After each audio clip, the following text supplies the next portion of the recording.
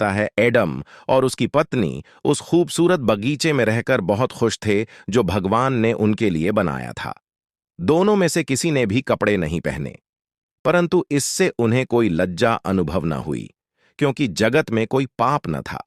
वे अक्सर बगीचे में टहलते थे और भगवान से बातें करते थे। लेकिन बगीचे में एक चालाक सांप था। उसने महिला से पूछा, क्या सचमुच परमेश्वर ने तुमसे कहा था कि बगीचे के किसी भी पेड़ का फल मत खाओ? महिला ने उत्तर दिया, परमेश्वर ने हमें बताया कि हम अच्छे और बुरे के ज्ञान के वृक्ष को छोड़कर किसी भी पेड़ का फल खा सकते हैं। भगवान ने हमसे कहा, यदि तुम वह फल खाओगे या उसे छुओगे तुम मर जाओगे। सांप ने महिला को जवाब दिया, यह सच नहीं है, तुम्हारी मौत नहीं होगी। भगवान तो बस इतना जानता है कि जैसे ही तुम इसे खाओगे तुम परमेश्वर के समान हो जाओगे और उसकी तरह अच्छाई और बुराई को समझोगे। स्त्री ने देखा कि फल सुंदर और स्वादिष्ट लग रहा था।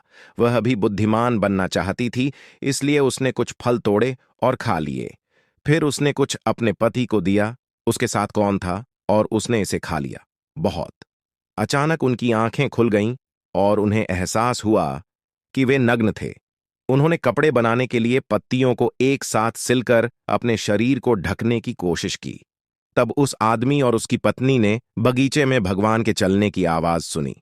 वे दोनों परमेश्वर से छिपते रहे। तब परमेश्वर ने मनुष्य को बुलाया, आप कहाँ हैं?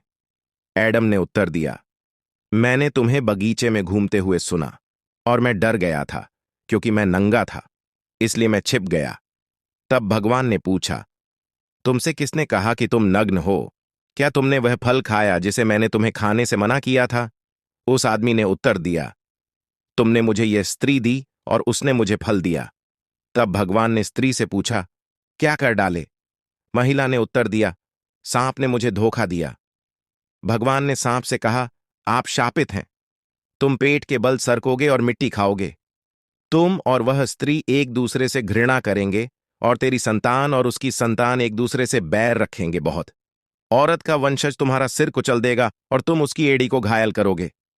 तब भगवान ने स्त्री से कहा, मैं तुम्हारे लिए प्रसव पीड़ा को बहुत कष्टकारी बना दूंगा। तू अपने पति की इच्छा करेगी और वह तुम पर शासन करेगा। भगवान ने उस आदमी से कहा, तुमने अपनी पत्नी की बात सुनी और मेरी बात नहीं मानी।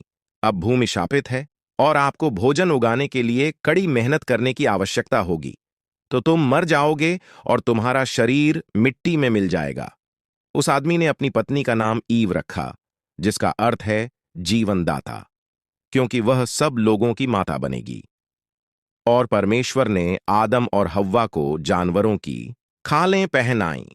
तब भगवान ने कहा, अब जब मनुष्य अच्छे और बुरे को जानकर हमारे जैसा बन गया है, उन्हें जीवन के वृक्ष का फल खाने और सदैव जीवित रहने की अनुमति नहीं दी जानी चाहिए।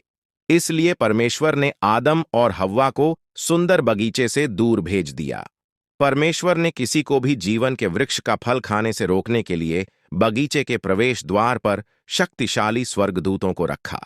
परमेश्वर के बारे में हम आगे और बताएंगे, इसलिए आपको चैनल को सब्सक्राइब करना होगा और अपने किसी नजदीकी दोस्त को शेयर करना होगा। धन्यवाद।